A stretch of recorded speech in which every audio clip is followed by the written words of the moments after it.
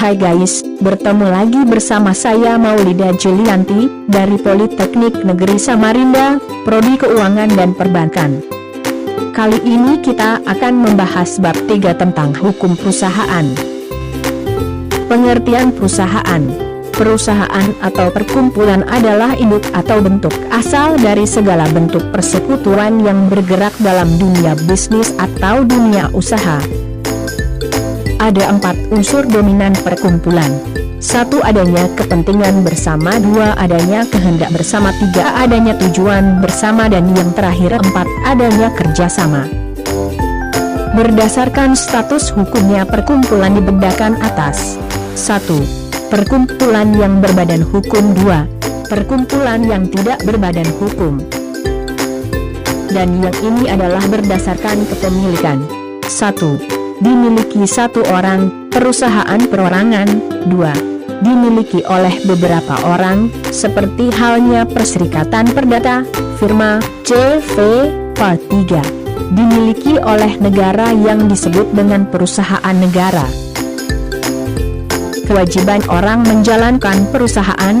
Dokumen perusahaan, UU Nomor 8 Tahun 1997 tentang dokumen perusahaan, Pasal 6 Ayat 1 KUHD. Lanjutan kewajiban orang menjalankan perusahaan. Pendaftaran perusahaan. Pendaftaran perusahaan diatur dalam UU Nomor 3 Tahun 1982 tentang wajib daftar perusahaan. Pengertian daftar perusahaan dijelaskan dalam pasal 1. Yang dikecualikan dari kewajiban daftar perusahaan, setiap perusahaan negara yang berbentuk perjan atau perusahaan jawatan lanjutan. Setiap perusahaan kecil perorangan yang dijalankan oleh pribadi pengusahanya sendiri atau dengan mempekerjakan hanya anggota keluarganya serta tidak memerlukan izin usaha dan tidak merupakan suatu badan hukum atau suatu persekutuan. Dan selanjutnya ialah bentuk-bentuk perusahaan. 1. Perserikatan perdata adalah perjanjian antara dua orang atau lebih yang mengikatkan diri untuk memasukkan sesuatu ke dalam perserikatan dengan maksud untuk membagi keuntungan atau manfaat yang diperoleh karenanya, pasal 1618 KUH Perdata.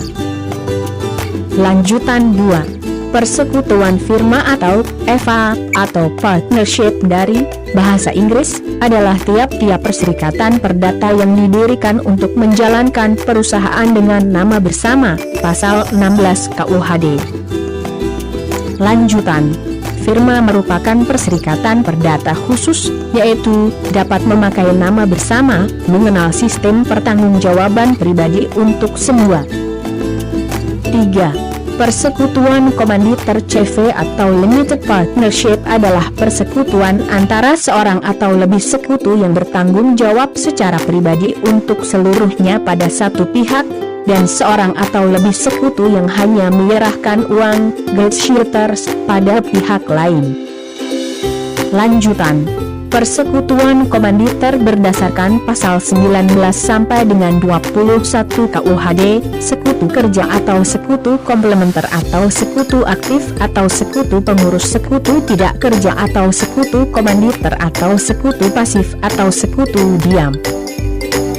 Care mendirikan CV1 pada dasarnya masih sama dengan FA dan MASCAP, akan tetapi dalam praktek selalu dibuat dengan akta notaris. Demikian pula mengenai syarat pendaftaran dan pengumuman maupun kewajiban pembukuan sama seperti pada FA2. BHR atau pengurusan pemeliharaan, CV3. Yang berwenang melakukan BHR adalah sekutu kerja. Jika sekutu komanditer melanggar ketentuan sebagai sekutu diam dan bertindak seperti sekutu kerja, sanksinya ia akan dipertanggungjawabkan seperti sekutu kerja dan lain-lain. 4. PT ialah badan hukum yang merupakan persekutuan modal, didirikan berdasarkan perjanjian, melakukan kegiatan usaha dengan modal dasar yang seluruhnya terbagi dalam saham dan memenuhi persyaratan yang ditetapkan dalam undang-undang ini serta peraturan pelaksanaannya, pasal 1, ayat 1 UU Nomor 40 Tahun 2007. Karakteristik PT yaitu pemegang saham tidak bertanggung jawab lebih dari nilai saham yang diambilnya dan tidak meliputi harta kekayaan pribadinya, Pasal 3 Ayat 1. Ketentuan sebagaimana dimaksud pada ayat 1 tidak berlaku apabila persyaratan perseroan sebagai badan hukum belum atau tidak terpenuhi. B. Pemegang saham yang bersangkutan baik langsung maupun tidak langsung dengan itikat buruk memanfaatkan perseroan untuk kepentingan pribadi. C. Pemegang saham yang bersangkutan terlibat dalam perbuatan melawan hukum yang dilakukan oleh perseroan. Atau D. Pemegang saham yang bersangkutan baik langsung maupun tidak langsung secara melawan hukum menggunakan kekayaan perseroan yang mengakibatkan kekayaan perseroan menjadi tidak cukup untuk melunasi utang perseroan. Organ PT ada 3 yaitu 1. Grup organ perseroan yang mempunyai wewenang yang tidak diberikan kepada direksi atau dewan komisaris dalam batas yang ditentukan dalam undang-undang ini dan atau anggaran dasar. 2.